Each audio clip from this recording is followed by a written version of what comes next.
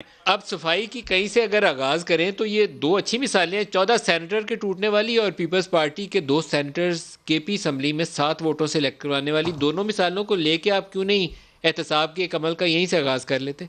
14 senator किसने खरीदे no confidence में, ठीक है। और 7 वोटों से 2 सेनेटर कैसे पीपल्स पार्टी ने मुंतखब करवाए?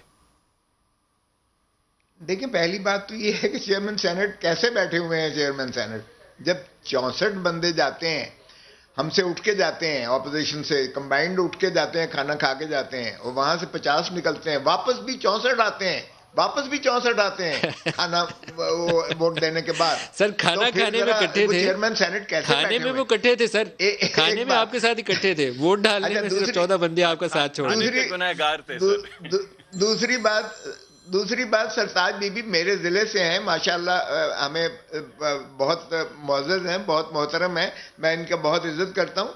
इनसे पूछिए ज़रा, जो सराइकी महाज के नाम पर जो एमपीएज इकट्ठे किए गए, वो किधर गया? सराइकी सूबा, सराइकी या जनूबी पंजाब का सूबा, वो किधर गया? 2.5 साल हो गए आपने एक महाज बनाया इसलिए कि ये सर, सराइकी सूबा बनेगा। वो सराइकी महाज का भी इनसे पूछता हूँ, लेकिन क्या आप मुझे बता सकते हैं 14 सेनेटर्स जो टूटे थे उनको मिला क्या था? कैश में उनको क्या क्या बेनिफिट्स मिले थे?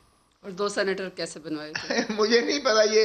देखें, हुकूमत को ज्यादा पता होता है, इन्होंने जिन्होंने खरीदे हैं, जिन्होंने लॉयल्टीज बदली है, इनको ज्यादा पता होगा।